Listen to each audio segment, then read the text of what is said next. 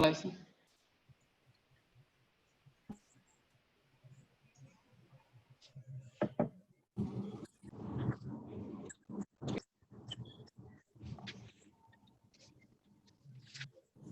Thank you everyone for joining us. If you guys have any questions for our panelists, please feel free to type them in our Q&A box and we will address the questions to the speakers.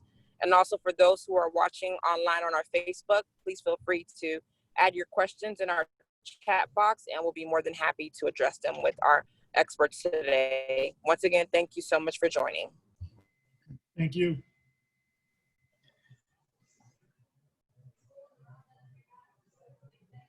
And Jocelyn is back.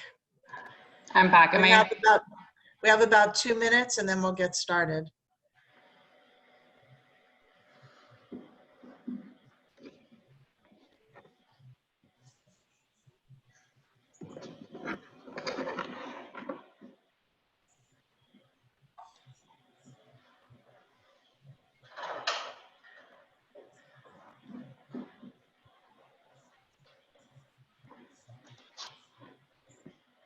We just want to make everybody aware that this is being recorded and it will be posted on all our social media post-event.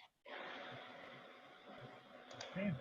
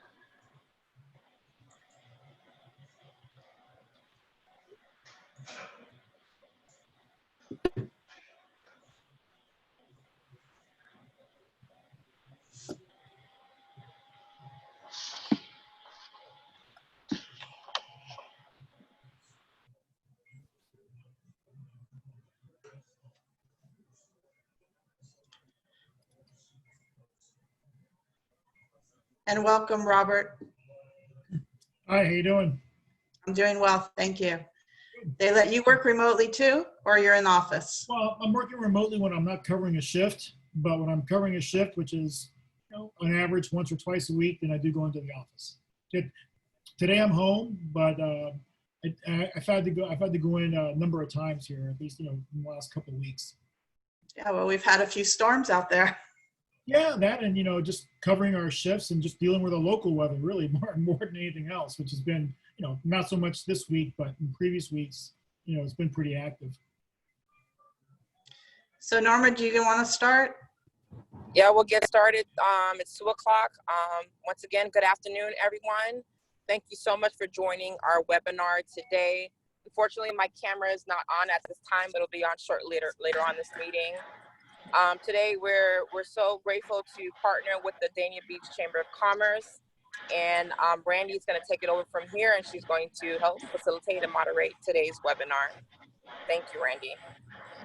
Thank you so much, Norma, and a big shout out to all our sponsors of today's event. We really appreciate your support. Again, this is being recorded and you will get a lot of post publicity. So we're going to start today with Memorial and Jocelyn Fernandez, who is now on our board at the Greater Dania Beach Chamber of Commerce. So welcome, Jocelyn. She's also the Director of Business Development and Physician Relations for both urgent care and primary care at Memorial Health Systems. So all yours, Jocelyn. Hi, everyone. Thank you so much, Randy. Can you guys hear me okay? Yeah. Yes, Perfect. we can hear you great. Perfect. Thank you. So like Randy said, I'm Jocelyn Fernandez. I'm with Memorial Urgent Care and Primary Care. It's a pleasure to be here today with all of you. I hope everybody is staying safe throughout this time. With primary care, we have 9 locations throughout South Broward, 1 in Hollandale Beach and 1 in Dania Beach. Urgent care centers, we have 2 currently, and there is 1 on the east side of town on US 1 and Sheridan. So that one primarily caters to the Hollywood, Dania Beach, Hollandale population. Currently, we are all taking extra safety precautions. I'm sure you've seen the commercials. I'm sure you've seen the ads. All of the practices, all of our locations are doing extra things that We'll keep both our staff and our patients safe. We want to make sure the community feels comfortable continuing to seek medical attention when necessary.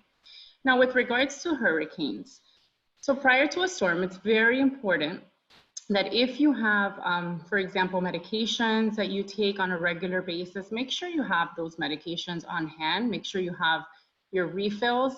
Have those conversations with your primary care doctor before we are in any threat of a potential storm. Also, if you depend on oxygen or any other type of medical equipment, it's always good to speak to the company that provides you with those equipment, and make sure that you have that taken care of and you have enough of any supplies you may need during a storm. In addition to that, we do, unfortunately, the PCP offices and the urgent care centers, we do close if there is a hurricane watch. The moment the watch is issued, our ambulatory centers will remain closed throughout the storm. Now, once we've given the all clear, the urgent cares will reopen, and we will be there to serve the community to be able to alleviate some of the additional traffic in the emergency room, so we can take care of minor injuries, minor illnesses, a lot of little things that do occur, you know, when people are cleaning up after a storm. So we will be available for that as soon as we've had the all clear. The other thing that hurricane season overlaps with somewhat is our back to school season. So it's important for parents to continue to make sure that their children's vaccinations are up to date. Memorial does have a pediatric mobile van. Currently, we're in the community and we are offering those vaccines for the children in the community free of charge. So if anybody needs more information on that, you can find it at jdch.com, our Memorial Joe DiMaggio website /mobile health.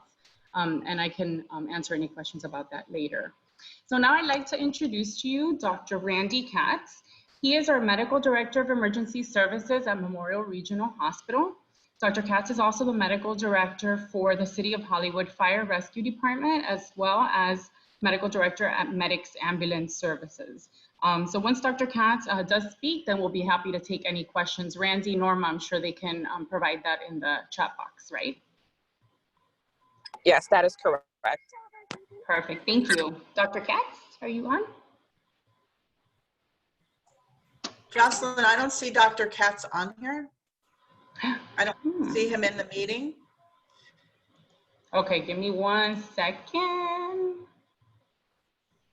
And also, if I may, I was going to share something on the screen.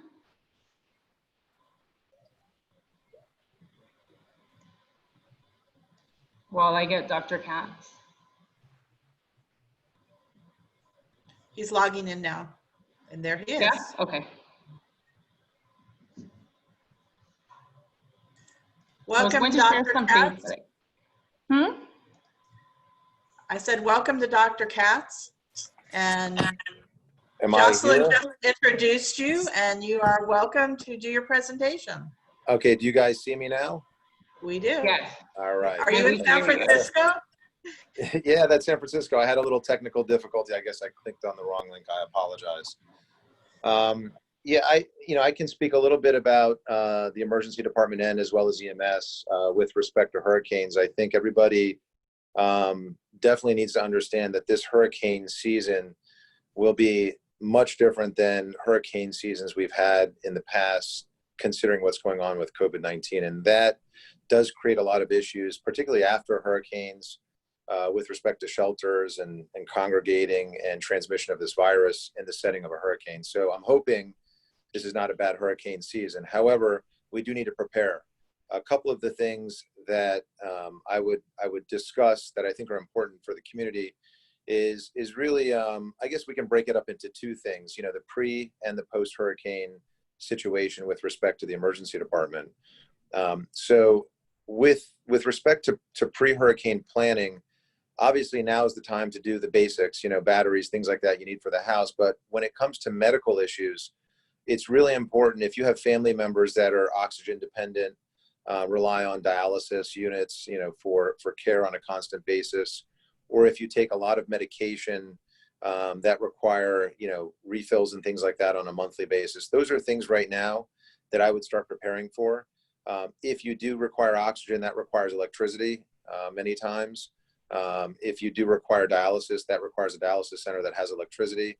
And when there's no electricity, these are things that become very difficult. The hospital and the healthcare system does have the ability to self-sustain for up to 2 weeks. So we can provide our own electricity with our generators. We can provide enough electricity essentially to run the whole hospital for a solid 2 weeks. So the hospitals become the place where a lot of these patients require care because of the electricity issues that we run into. And right now is the time to start reaching out to, the county, because the county actually has a list of hospitals, depending on where you're located and what your needs are. They will give you guidance on where you can go and sort of make a reservation for you in a healthcare facility so that those services can be provided, whether it's dialysis sometimes or oxygen or a ventilator or that type of thing. So now's the time to reach out to emergency services in your community to make those arrangements. We find that before hurricanes in the emergency department, things tend to quiet down immediately before a hurricane. So it's not too busy. You tend to see a lot of injuries that include falls. So a lot of people are out putting up shutters and trying to trim branches. And that's where we see a lot of accidents before the hurricane because of those things. And people that, may not have the best balance in the world tend to go on roofs and try and do work around their house that they shouldn't be doing independently. So it's really important that, you be extremely careful with planning before the hurricane. Typically after the hurricane, when the hurricane makes landfall, immediately afterwards is where we typically see a rush of patients. So, usually it's injuries, people that have chronic medical problems who couldn't get to a doctor for a number of days. A lot of breathing issues, things like that tend to come in, and it all really comes in that first 48 hours after the hurricane makes landfall. So keep that in mind. The ERs tend to be crowded immediately afterwards because of pent-up demand. COVID-19 will make this hurricane season interesting, and I don't know what the county is going to do at this point with respect to shelters and things like that. We do have shelters designated, but there will have to be limitations on the number of patients that go into these shelters. There will have to be things in place for screening, and obviously if one sick patient gets into a shelter with COVID-19, it puts the whole population there at risk. So I do think there will be a number of things put into place that we typically don't see in shelters, like temperature screening, obviously mask use and things like that. So stay tuned with a lot of those changes as things evolve with COVID-19. I don't think there's that much else I would add, and I'm more than happy to stick around if there's any questions. And Memorial Healthcare System, clearly in South Broward, we have 5 hospitals. Our emergency departments are always there to provide emergency service to the community. And our EMS system is one of the best in the country, in my opinion, in Broward County. So we're very lucky to have those resources. And I'm just hoping that this hurricane season treats us very nicely. And I'll leave it at that. Dr. Katz, we do have a question. When they go to the hospital, it's only the patient, correct? They cannot bring family members with them. That is correct. So that is one of the things that will change this year, and something that even with our own employees is changing. We still have a no visitor policy right now because of COVID-19 in the healthcare system. And during a hurricane, if you come to the hospital, you will not be allowed to bring family members.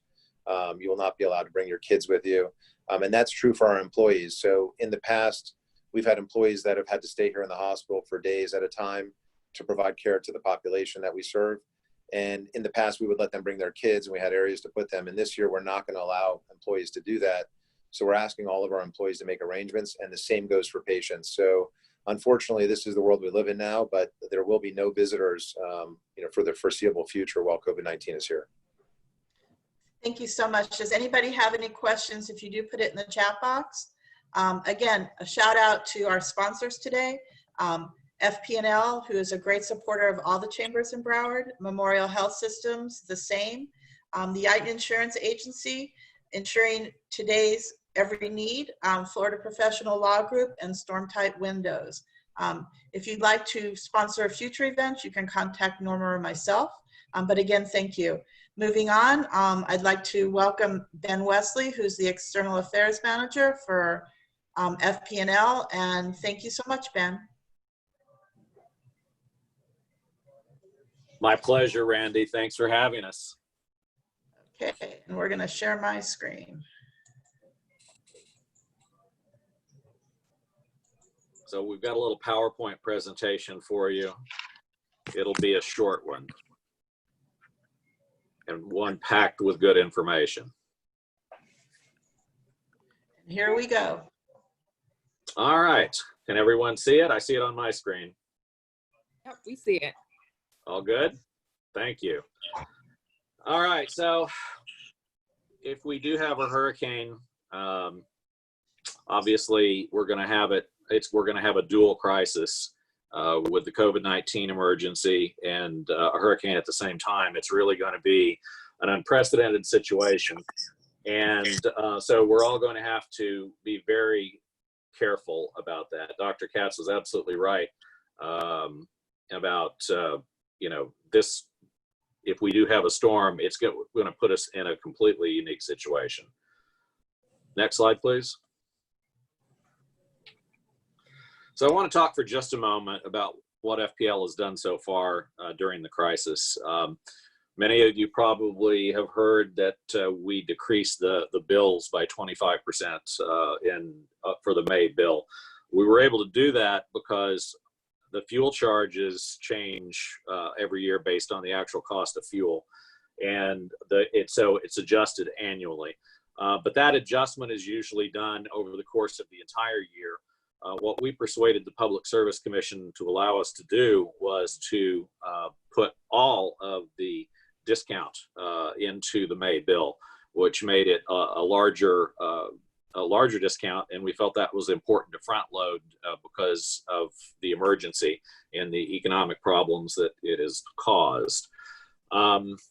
We put $4 million, well, it's over $4 million now, into emergency aid for the community. We gave tens of thousands of dollars to food banks here just in Broward County.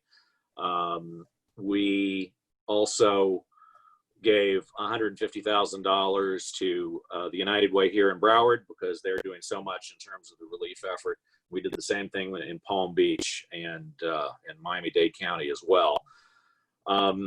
You probably also are familiar with the fact that we suspended disconnections for non-payment. That's for businesses and individuals. As the crisis has been going on, that is still in effect through the end of this month.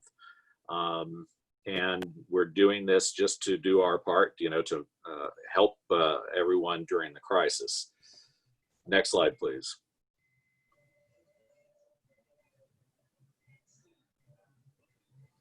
So we dodged a bullet last year. Hurricane Dorian, as I'm sure everyone knows, was a Cat 5 storm. And at one point it was on track to go straight up through the center of the Florida Peninsula, which would have been probably the most massive strike the state would have ever taken.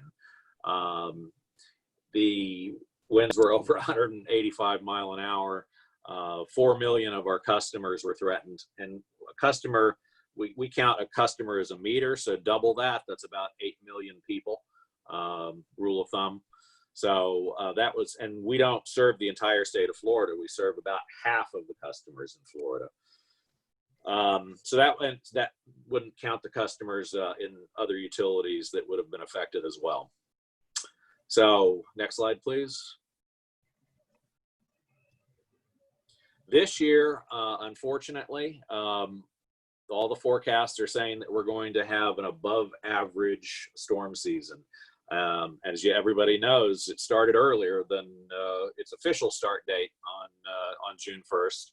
And we've already had named storms. The forecast is for 16 named storms, up from 12. 8 hurricanes above the usual 6 or 7, and a prediction of 4 major hurricanes up from the prediction, the normal prediction average season of 2. Next slide, please.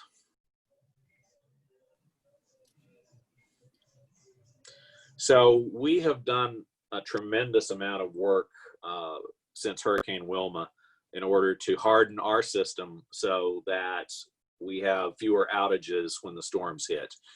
55% of our main power lines are either underground or hardened.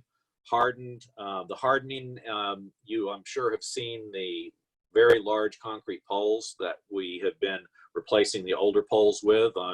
You see that especially along main thoroughfares. Those are our major feeder lines. We've already seen that those poles, which are hurricane resistant, performed extremely well during Hurricane Irma.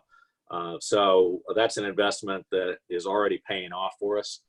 Same thing with our transmission structures. They're all, those are the really large high voltage lines. They're all 96% of them steel or concrete. And we're continuing to do the line clearance, tree trimming away from our poles, and pole inspections to make sure that the poles that are out there are going to be able to, well, that they're going to be robust in the storm. And especially good news in Broward County. Back up for just a second, if you would. Every one of the main feeder lines in Broward County that serves critical infrastructure facilities have been hardened. Now, what is critical infrastructure? It's the hospitals, it's police, fire, it is going down the line, communications, you know, and as the CIF list, as we call it, that's created in conjunction with the county, the most important facilities to keep civilization running. It includes things like water treatment plants, sewage treatment plants, those kinds of things as well. So we're in a good position here in Broward that the critical facilities have already been hardened. Next slide, please.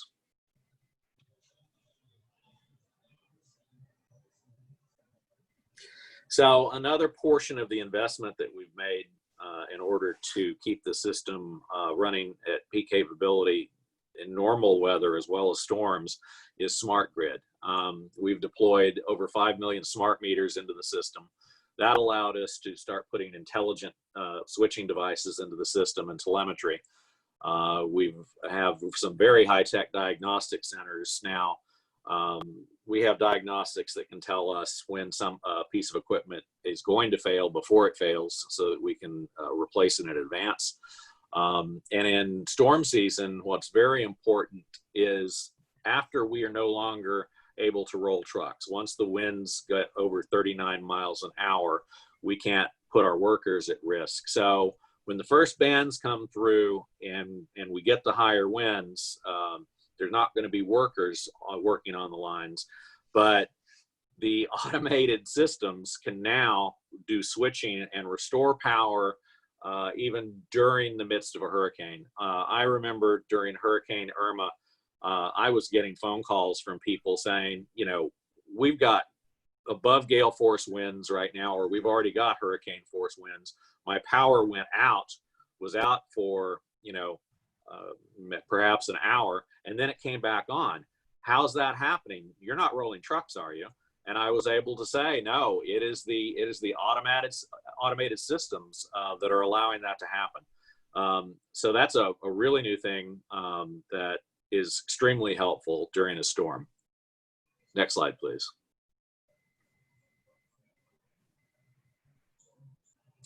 So another piece of technology that we find extremely helpful is using drones.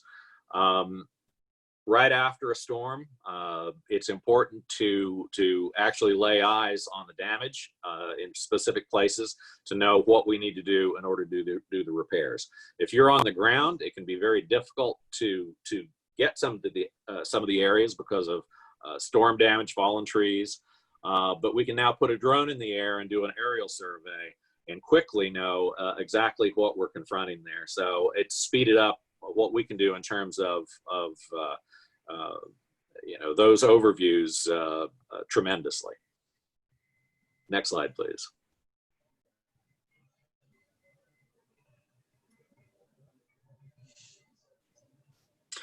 So one of the things that's important during the COVID crisis is to make sure that our facilities are running even with a pandemic going on. And of course, that's important, during a hurricane.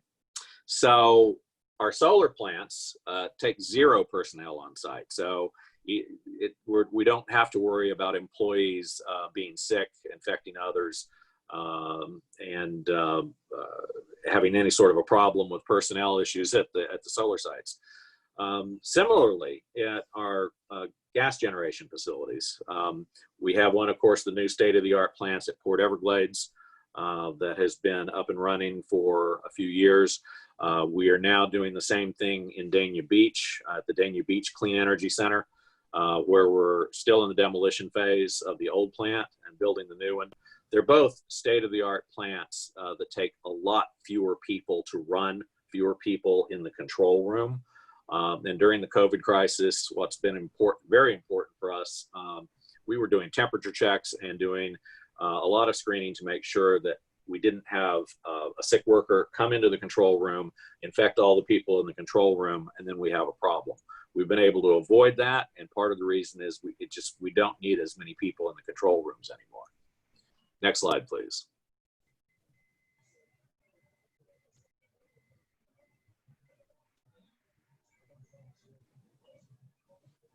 So, as Dr. Katz said, it's going to be extraordinarily difficult to do restoration with the COVID-19 crisis going on.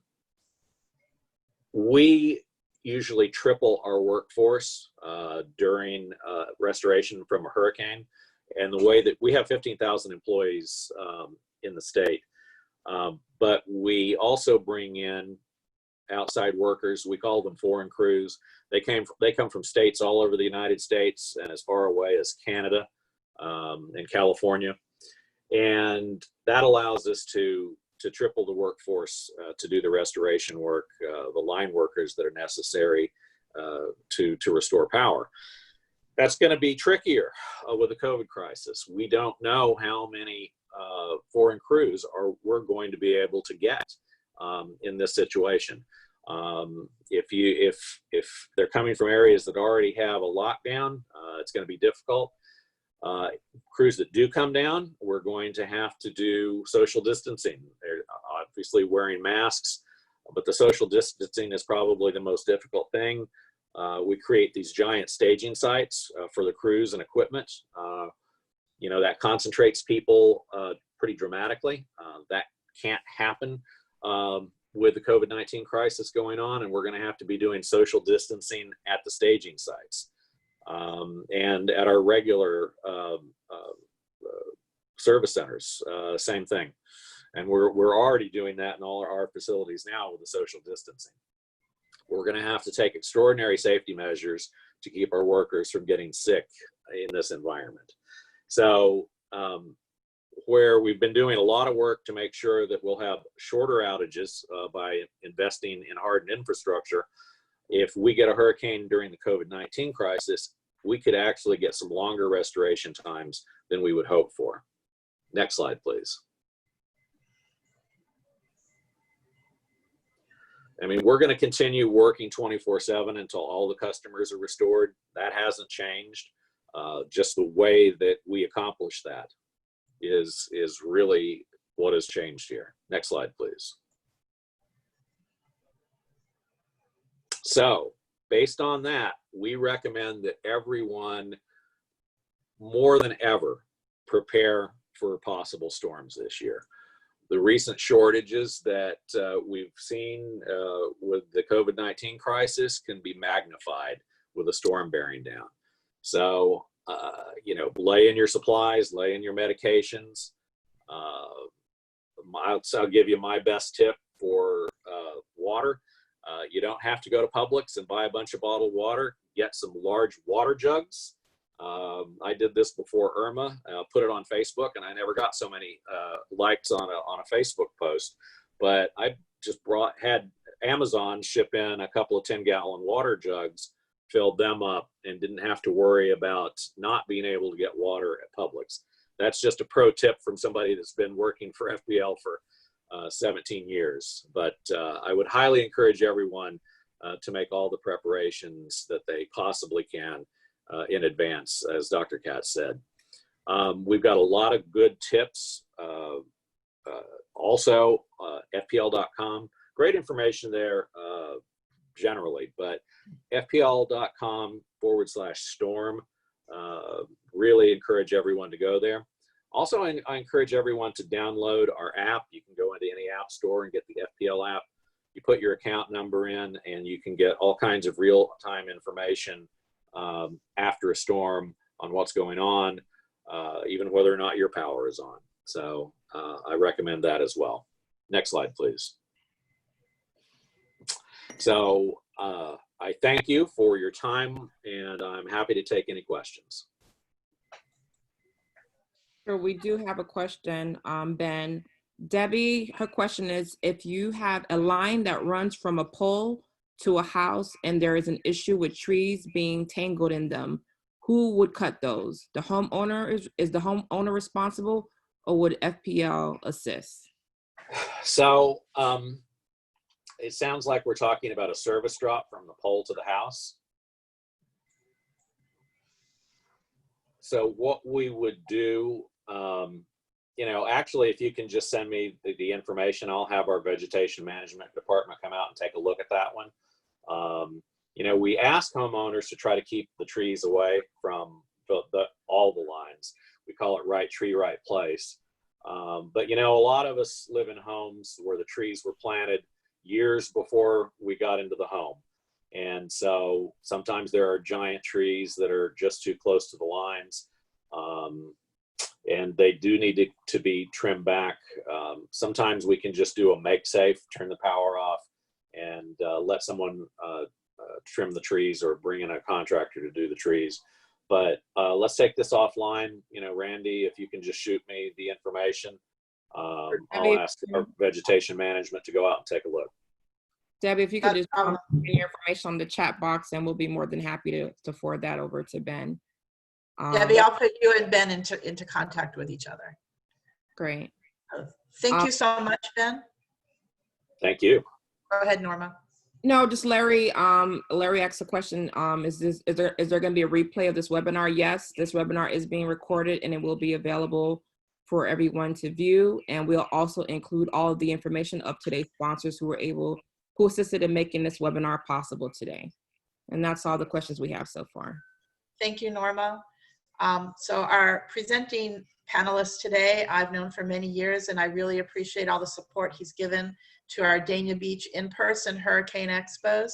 We are honored to have Robert Molleda, who is the Warning Coordination Meteorologist at the National Weather Service Weather Forecast Office in Miami. He is a native of Miami and has worked for the National Weather Service since 1991. Robert has spent virtually his entire career in South Florida.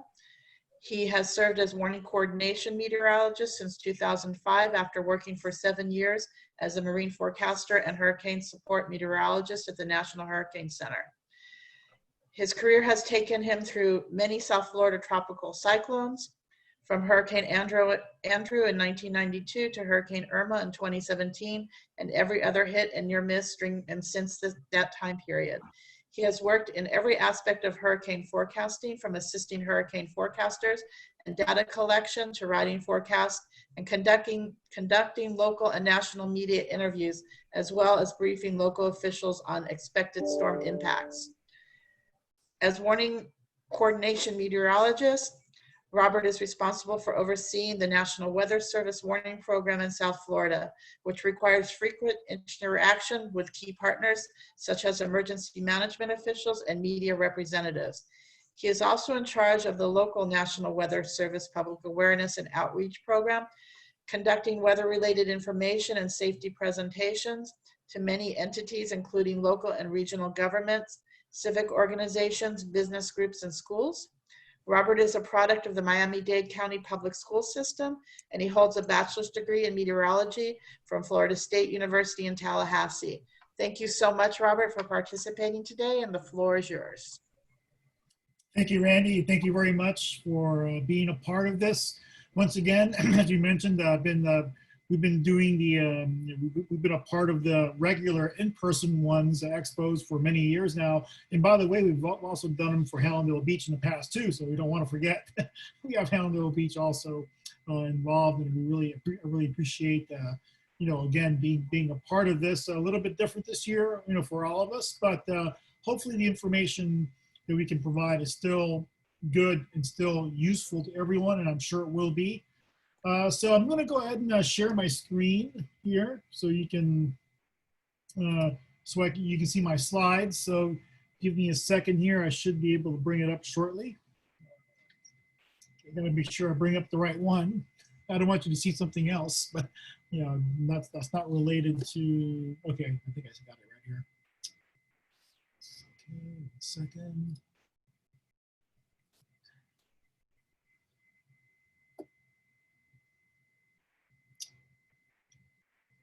All right, I'm going to test something here just to make sure that it's what you should be seeing. Okay, do you see a slide that says preparing for hurricane season? Yes, we do. Okay, great. Okay, good. Thank you. All right, so my presentation is going to be a little bit longer. I have a few more slides than Ben did, but I'll definitely do my best to get done here in time. I always start off with this slide, and it's not really to scare anyone or even to say that yes, this means we're going to get hit this year, but this is really simply our hurricane history here in South Florida. You can think of it that way, at least, where the tracks you see there are all the center of all the hurricanes that have moved within a 65-mile radius, basically, of the general South Florida area. So yeah, it doesn't mean that we get hit every year. It doesn't mean that that we're going to be hit this year. It's just basically looking back and seeing, okay, how prone are we basically to getting hurricanes? And yes, we are a highly prone area. Even though they're not going to be yearly occurrences, they'll still occur often enough, or at least be threatened often enough, that we have to really be prepared the same way. Same way every single year. So Ben mentioned the outlook. He showed the one from Colorado State University that was released back in April. This one here is the one that my agency, NOAA, released back at the end of May. And it's similar, it's along the same lines. It's calling for an above normal season. You see the numbers there on the screen showing the number of named storms that we think will form between basically what's already formed and the end of hurricane season. So the averages are 12, and you saw that in Ben's presentation. So we're certainly above the normal in all of the categories you see there. It's been we've had a fairly quick start, you could say, as far as number of storms are concerned. We've already had 4, including Dolly, which was a fairly quick and brief one way up there in the North Atlantic. Fortunately, we've had really no major impacts for many of these so far, and it's fairly typical of early season storms. Not all of them, but most of them tend to be on the lower end of the scale as far as impacts are concerned. Not to mean that they should be ignored, but when you look at the big picture, they tend to be, they're much less likely to be very strong, or even, especially category 2, category 3, very rare to see anything that strong so early in the year. So, we got to look at it as, we got to look at this from a whole season perspective, right? We got off to a quick start. They tend to be, they're much less likely to be very strong. Oh, I think I just heard myself again. Very rare to see anything that strong so early in the year. So yeah, we got to look at it as, we got to look at this from a whole season perspective, right? We got off to a quick start. They tend to be, they're much less likely to be very strong. Oh, I think I just heard myself again. Very rare to see Norman needs to mute. So early in the year. Yeah, I think someone may need to. Got to look at it as, we got to look at this from a whole season perspective, right? We got off to a quick start.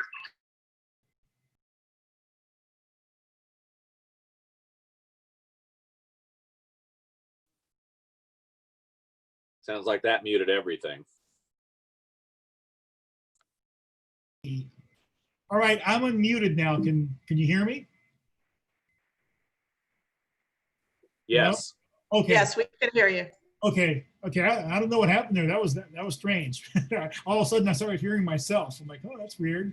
Anyway, so I was talking about looking at this from a season-long perspective, and right now it appears that we're going to be in a we're in a fairly quiet pattern, and that's typical. We normally see towards the end of June and July tend to be, for the most part, relatively inactive. Doesn't mean you can't get a couple of storms, you certainly can, but it does typically tend to be a rather quiet period. Maybe you can refer to it as a lull before it gets really active again.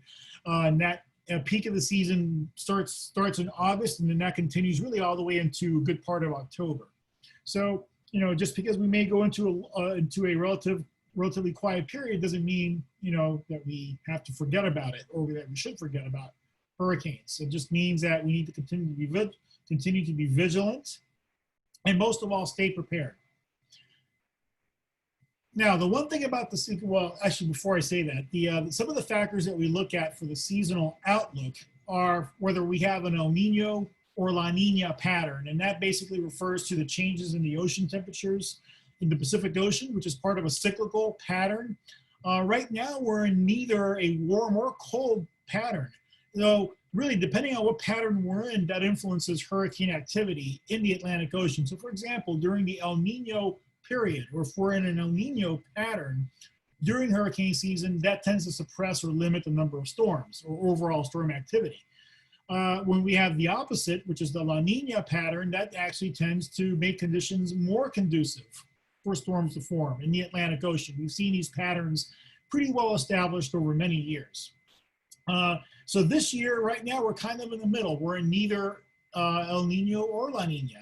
Now, there is a chance, a 40 to maybe 50% chance, according to some of the models, that by the latter part of hurricane season, especially when, as we get into the peak of the season or during the peak of the season, we may get into the La Nina pattern, which means that conditions could become even more conducive. So that's certainly factored into the seasonal outlook. We've also factored in the likelihood of warmer than normal waters that we're currently observing in the tropical Atlantic and Caribbean Sea, and will probably continue for the rest of the season. We're also looking at the likelihood of some stronger tropical waves moving off the coast of Africa. And we start to see that more frequent especially as we get into August and September. These waves become more frequent and they become stronger. So stronger tropical waves means that they have a better chance of forming into a tropical system once they move out over the open water and encounter all those favorable conditions or conditions that are conducive for storms to form. So that's, the overall, guiding principle here, if you will, behind the seasonal outlook. Now, having said all that, when it comes to forecasting individual storms well ahead of time, we have virtually no skill in doing so. So, somebody were to tell me, and we get these questions a lot in, when we do the expos and these kind of events in person, at least, people will come up to the booth and say, hey, are we going to get hit this year? My answer to that is, I don't know.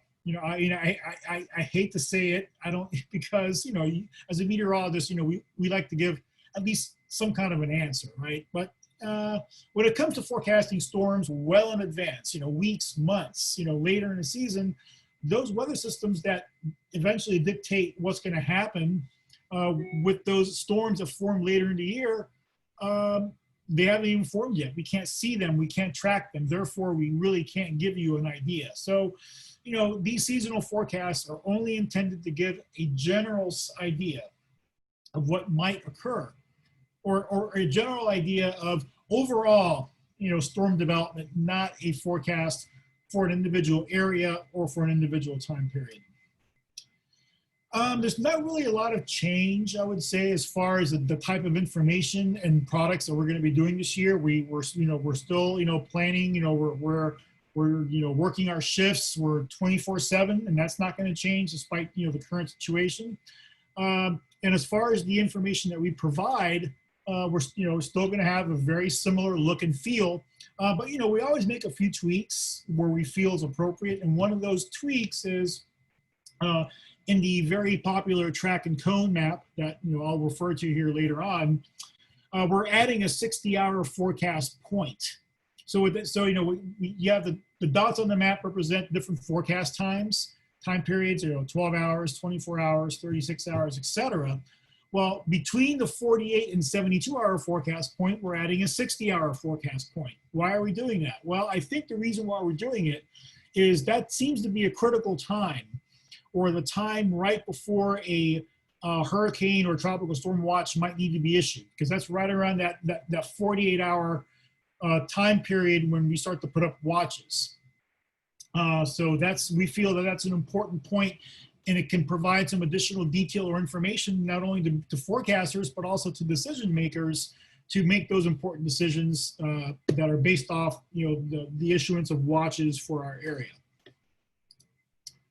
And we also make improvements to not only our internal procedures but also to our tools that we use. Like computer models, for example, satellite information that we always make tweaks to make sure that we have all that information, right? All the tools that we need, that we have them at our disposal to really help us make good forecasts.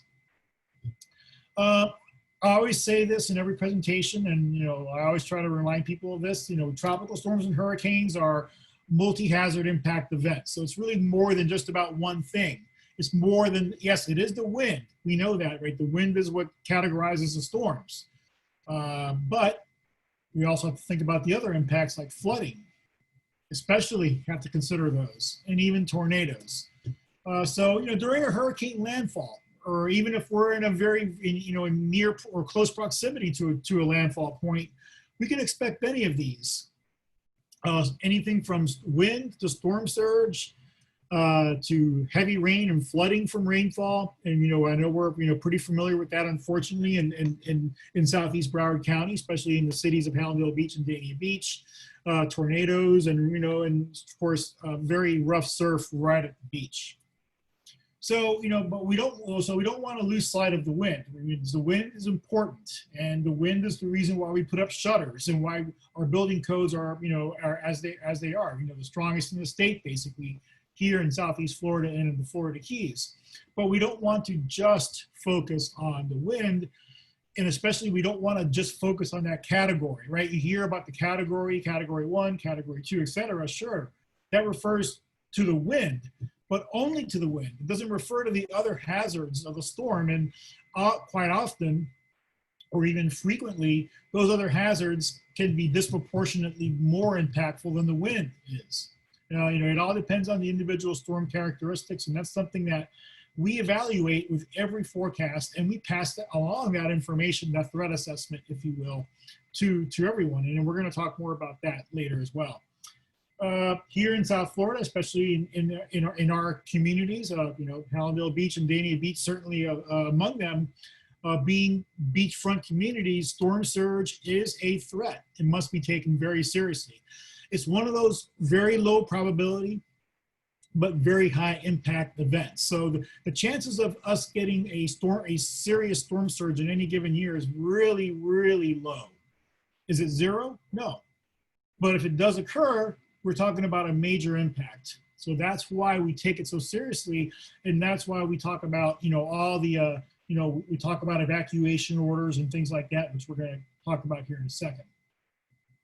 So, and this goes into one of the myths here that we do our very best to dispel. So we talk about, well, we've never had flooding in my neighborhood. So you've lived in an area for 20, 30, 40 years, maybe, never seen flooding that's been what you would consider to be life-threatening. So, I'm not going to evacuate. Okay, I'm being told to evacuate from the storm. Well, the problem is, hurricane impacts are very rare for any one particular spot. As I mentioned, the odds of being impacted by a significant storm surge are really low for any given year. Or they're even pretty low for a given storm. It just depends on exactly where it makes landfall. But remember that every storm has unique characteristics, and it only takes a very small change in the track and intensity of that storm that change the expected impacts in your area, compared to a previous storm that you had experience with. So when we talk about storm surge, we're talking about, well, first of all, we're talking about the #1 cause of death in hurricanes. And again, that's why we take it so seriously. Storm surge is basically the increase in the water level that's produced by the winds of a hurricane pushing the water levels up and then moving those water levels, or moving that water, pushing it towards shore. It doesn't just stop once it reaches the coastline, this momentum, so it continues to translate or move inland. So think of it as a very high tide, or a storm tide. The exact how bad the storm surge could get, or how deep that water could get, depends on several factors. One of them is how strong the winds are. Number 2, which direction it's moving from, how fast the forward motion is. It also depends on timing with relation to high tide. Of course, if the peak storm surge comes in during high tide, you're obviously going to get even higher tides. We know that in September and October, that's usually the time of year when we have the highest tides of the year. Unfortunately, that also coincides with the peak of hurricane season. So you can see where there can be some problems there as well. And also, it depends on the water depth offshore, as well as the elevation of the adjacent land areas. So when you look at the storm surge zones, right, which we all should be very familiar with, these zones are based on storm surge models. So we run models, basically bringing storms of different intensities, different categories, hypothetically, of course, it's a model. And then we, based on the elevation of the adjacent land areas, we then make a determination, okay, what areas are most vulnerable or most prone to storm surge. So in Broward County, we're talking about the 2 zones, Zone A and Zone B. Zone A, to be simple, is the barrier islands, the beaches. And Zone B is the mainland from the Intracoastal Waterway westward to Federal Highway US 1. So west of US 1, you're not in an evacuation zone. East of US 1, you are. That's, if you want to break it down, make it really simple, that's pretty much the way it works. So I mentioned these storm surge models, a model that we call SLOSH. That's the name of the storm surge model. We run these hypothetical storms, and we kind of come up with the worst case scenario for each category, and that's basically how these storm surge evacuation zones are drawn up by the individual counties. So for a category 4, as you see here on the map, as well as for a category 5, for example, we're talking about portions of our cities being at risk of water levels getting to 6 feet or greater above ground. Doesn't mean it's guaranteed to happen with a 4 or a 5. That's basically depending on the exact storm motion and exact, point of landfall.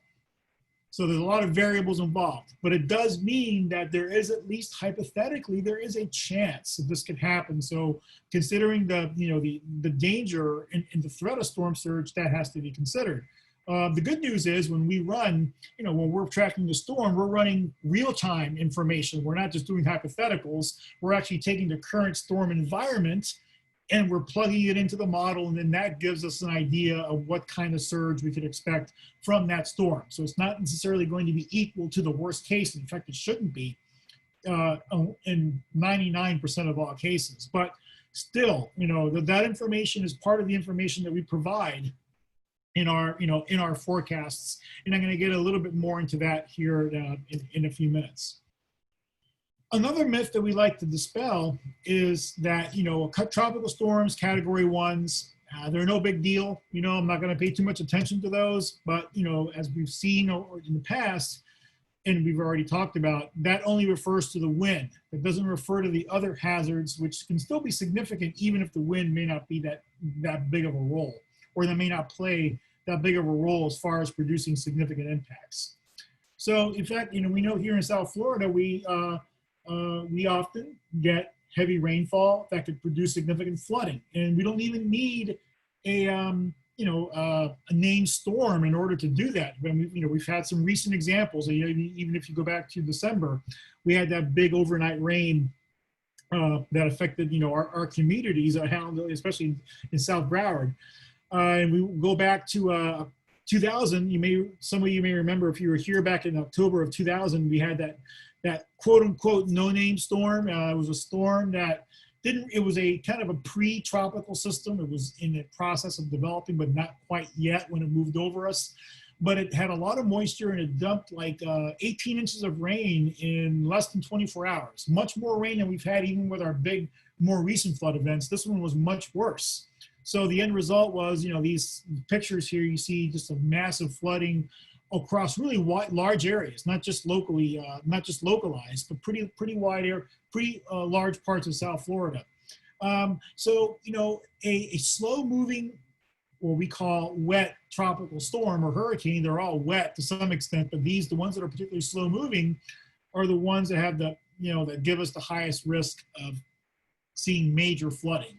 And there doesn't have to be much wind associated with that. So again, it's something that we definitely have to keep in mind. So when we talk about the forecast, right, and the information that people see, how we communicate the forecast, we use the track, right? We indicate the track, and then we draw a cone around that track. And it's important to understand what that cone is, and also equally important to understand what that cone isn't.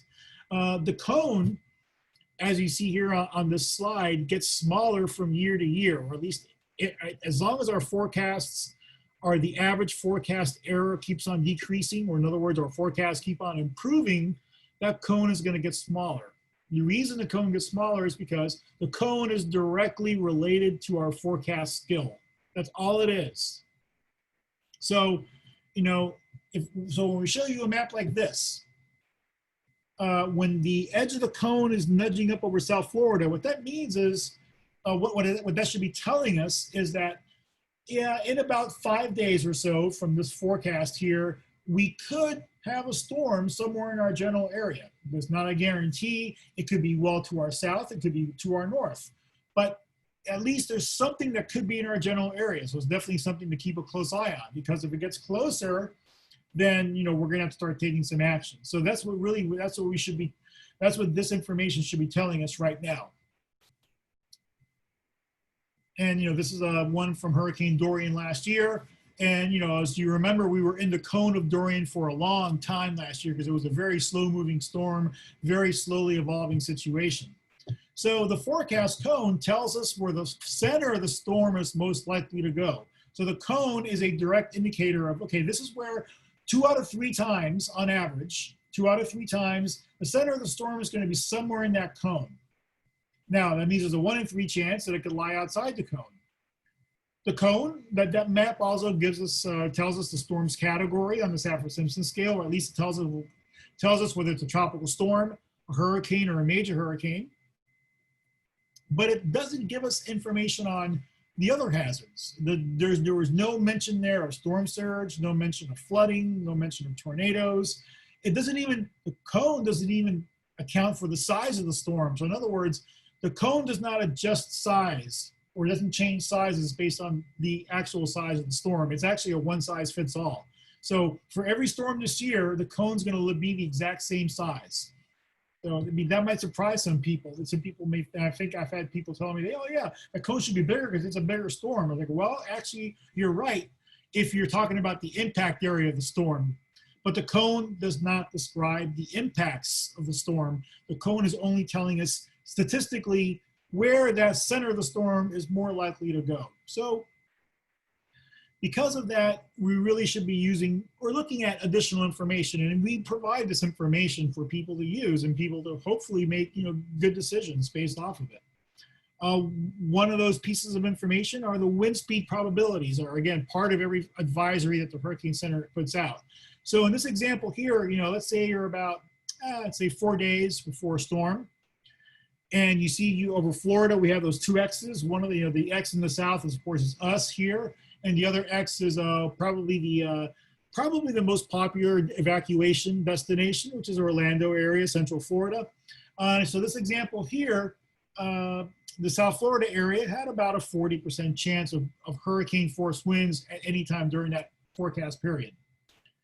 Meanwhile, up in Orlando area, there's about 20 to 30% chance. A little bit lower, but is it a lot lower? Not really. I mean, it was more than zero, that's for sure. Okay, that was 4 days before storm. So let's say you make a decision here. Well, you know what? I'm going to leave, okay? I got about a 40% chance of hurricane force winds. That storm is pointing right at me. I'm going to go up to Orlando, or maybe I'm going to go over to the west coast of Florida where those probabilities are even lower.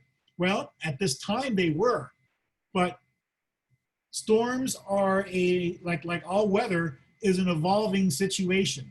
So we have to keep track of changes in the forecast, because here's what happened 2 days after that forecast. Now look at those wind speed probabilities and look at the areas that have the highest wind speed, the highest probabilities, the areas in red and orange. They're on the west side of the state, not the east side anymore. So if you were in South Florida and you went, let's say, over to Fort Myers or Tampa, guess what? Now you're in a direct path of the storm. So it is really important, if your hurricane plan includes, evacuating, if you're in one of those evacuation zones and you're in a situation, or we're in a situation where evacuation orders need to be issued, then you need to make a smart decision as far as where you're going to go. If you talk to emergency managers, local officials here, anywhere in Florida, they'll tell you shelter within the local community. In other words, if you have to evacuate, go to a friend or relative's house if you can, outside the storm surge zone, outside the evacuation zones. If you can't do that and you want to leave town, well, then I guess that's what you have to do, but be smart about it. Don't go to an area that then has an even higher chance of being hit. You don't want to evacuate into a storm, certainly. So, the wind speed probabilities help put additional perspective as far as what, at least from the wind standpoint, what the probabilities or the chances are of us being affected by hurricane force winds, for example. But there's still a missing piece of the puzzle, and this is where we evaluate all the individual threats. So, we always ask ourselves, and we should be, okay, what about the timing of the winds? When will the winds arrive? How strong will the winds be? How much rainfall can I get? How much storm surge? So in other words, the questions that we want answered are, what is the threat to my community? It all points to that essential question. So in order to help with that, and I know we don't have a lot of time, so I'm going to try to make this quick here. We assess different potential scenarios with every forecast. So that forecast track that you see from the Hurricane Center, that you see on TV and our website, that is the most likely forecast. That's the forecast that the human forecaster spent a lot of time analyzing and said, okay, this is where I think the storm is going to go. But is that the only scenario? No, of course not. We know that forecasts, like weather in general, is not a perfect science. There's going to be some deviation. It could be a very small deviation, or it could be a large deviation. And that deviation could go on either side of that forecast track. So as responsible, in order for us to be responsible in communicating your threat, right, our level of threat in our communities, we have to take into consideration that there are other scenarios, other potential scenarios that could unfold. And that's what you see here on this map. All those lines represent individual scenarios that are plausible. Now, the ones on the edges, the ones on the far left and far right margins or edges, those are the ones that we consider to be, you can call them outliers. So we throw those out. But then the majority of the ones that are in the middle, we consider those to be plausible. So we take each of those plausible scenarios, and then we determine, okay, from these plausible scenarios, which one would bring the worst impacts to any specific point on that map. That's where we communicate in our threat assessments. That's where we communicate in our maps. So we're not giving you a worst case scenario. We're giving you what we call a reasonable worst case scenario based on these, what we consider to be plausible possibilities. The more accurate our forecasts, the less scenarios we can consider, because we're a little more confident that it's going to go straight up that line. But the farther out in time you go, the larger that window of scenarios is. So we look at the most likely scenario, which is the forecast, and the reasonable worst case scenario is that forecast. but we're adding a safety margin to it. So that's the spectrum of what we call plausible outcomes from one end to the other. So these impact maps that we post on our website at weather.gov/Miami go straight to that illustration of giving you the potential impact at that point in time, taking into consideration not just the track and the cone, but also the size of the storm and all those potential scenarios. We're putting all that information together to give you an accurate threat assessment. So the color levels you see here, and I'll put it all together in one map here, in one slide, tell you what level of threat you should be preparing for based on what we know about the storm and what we don't know. We want to, again, give you that safety margin. So in essence, we're answering the question of to what extent should preparations be made when a storm threatens. So again, this information is available on our website, weather.gov/Miami. And then, let's see, we are pretty much out of time. So I'm going to talk about one more thing here real quick. This is something else that we've introduced. Actually, it's been around for a few years now, is we try to give you an idea of the timing of the wind also, right? And so we use that same concept we just talked about, the different scenarios and the reasonable worst case and all that.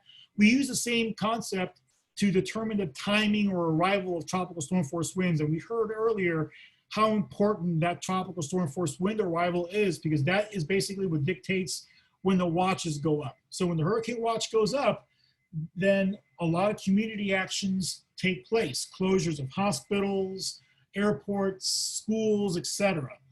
So giving people as much information as possible regarding timing, again, based on the science, based on our understanding of the situation, could hopefully lead and should lead to better decisions. So these maps then talk about, we have two versions of this arrival timing information. We have the earliest reasonable arrival time, which is based on that reasonable worst case scenario.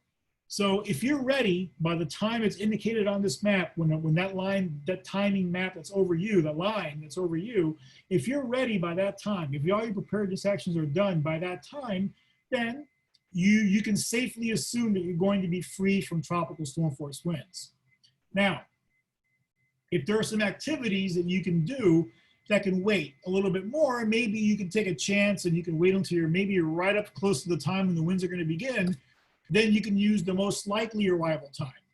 The most likely time is the one that's based off of the official forecast. That's a little bit, we're taking a little bit more of a chance. We're kind of taught, 50-50, if you will.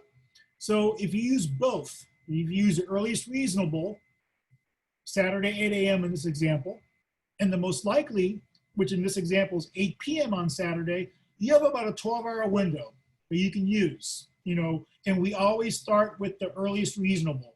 That's the time that we recommend, as the base. Then from there, you can adjust it if you need to, based on activities that you have. So I'm going to finish off with this point and open it up if we have any questions. We need to be reminded that not every storm is going to be like those ones that we could track off the coast of Africa and give us several or many days to track. We've had those, but we've had like the Dorians and the Irmas that we've been able to track for many, many days. And those, sure, they present their own challenges, but at least they give us time. Not every storm is going to do that. We've had 4 hurricanes that have made landfall in the U.S. as a Category 5. 3 of those have hit Florida or have affected Florida. Those were Michael, pretty recently, 2018, Hurricane Andrew in 1992, and the Labor Day 1935 hurricane. All 4 of those were tropical storms only 72 hours before landfall. So think about it. 3 days before they made landfalls as Category 5s, they were tropical storms. So we're not going to get that long warning, if you will. We're not going to get, the hype is not going to gradually build over days. Sometimes it could just come on really sudden, and that's what can catch people by surprise. So we want to make sure that doesn't happen, that we stay alert, that we stay informed, understanding that these storms can sometimes develop pretty quickly. And that's why, it's so important to have that plan in place from the beginning of the season, not wait until we have a threat to all of a sudden come up with that plan. So anyway, so I'm going to stop right there. I only had a few little slides left anyway, so I'll be happy to take any questions if there are any out there. Yes, we do have a question. I believe this one's directed to Ben. In the meantime, if anyone does have any questions, please feel free to type them in our Q&A chat box. And Ben, this question's for you. When can they bury the wires on State Road 84 near I-95? That's from Nadine. When can they say it again, please? When can they bury the wires on 84 near I-95? To my knowledge, there are no plans to do that. So we do have undergrounding projects that are going on currently. And really they started as a pilot phase, and we intend to do it throughout the system. They're going to be for the lateral lines. The laterals are the smaller lines that basically serve your neighborhood. And so we've got a lot of those projects going on in the neighborhoods across Broward County right now. And it's going to take, frankly, years and years to complete the whole project because there are just so many miles of lateral lines. But it sounds like what's being described is something on a major thoroughfare, which would not be part of one of those projects. Thank you. I have one for Robert. I know in the past when we had Max speak, he mentioned that if we did get a direct hit on our beach, that the water would go all the way up to Ravenswood. It would go the other side of 95 because of all the canals and everything there. Yeah, there could be. Yeah, some of the models do show that there could be some flooding, like you said, right along the different forks of the New River. Now, would it get deep enough to be considered to meet that? There's kind of, let me back up a little bit. There's a general threshold that I know emergency managers use. It's usually like a 3-foot threshold, generally speaking. So if there's inundation of up to 3 feet above ground level, then that's what they would basically, consider to be okay. Then we need to designate this area as an evacuation zone. In some cases, they may even go as low as 2 feet. It depends, it depends on the, they have to evaluate other factors, not only the storm surge models. So certainly there could be some flooding. Now, maybe in the vast majority of those cases, it doesn't appear that it would be deep enough. I would say though that this question has been brought up. This issue is known. So it wouldn't surprise me, maybe at some point in the future, there could be maybe an addition to those zones that could include those areas. But just to understand that we're not talking about the same level of flooding that we would expect along the beachfront, or even in the areas east of the intercoastal, where they're certainly at a much higher threat. Thank you, Robert. Thank you, Robert. One more question for you, Robert. Brad would like to know, has forecasting improved over the past 25 years? How accurate is weather forecasting? Yeah, well, certainly forecasting has improved, and it's improved a lot over the past 25 years. That's pretty much the time frame that I've been working for the Weather Service, and I've been a forecaster for the Weather Service, and I can tell you it's night and day. I mean, it really is. The amount of tools we have at our disposal, the equipment that we use to monitor the weather and to forecast the weather, the computer models themselves are so much more sophisticated, so much more accurate. Does it mean we're perfect? Absolutely not. Does it mean it will ever be perfect? I don't think so. But I think we've gotten to the point, or we are at the point where for us to make a really bad forecast, it would have to be an outlier. It was, and they happen. That's why we don't want people to take our forecasts for granted, to use them, but not to assume, oh yeah, it's going to be perfectly right along that line. That's why I always tell people about, consider those other scenarios. Consider, when we communicate threat information, we're not talking about 100% certainty. We're talking about possibilities and probabilities, because we understand our own limitations. I don't know if I can give a quantitative answer to how accurate weather forecasting is. I mean, I could show, if I have, there are graphics out there that show for hurricane forecasts what the average forecast errors are in miles for each forecast time point. And I mean, they've improved, the line has been steadily downward, as far as the errors, So the smaller, the lower the error, the more accurate the forecast is. But unfortunately, I don't have that graphic that I can show right now to give you a graphical sense of what that is. Thank you. Are there any other questions? I think that's our time. Thank you so much. Once again, we would like to thank the Dania Beach Chamber of Commerce partnering with the Hollandale Beach Chamber of Commerce for today's expo. The webinar webinar has been recorded and will be shared. And we also will be including information of our sponsors to assist you on your hurricane needs. Thank you all for joining, and I hope you guys have a great afternoon. Thank you. Take care. Bye. Thanks.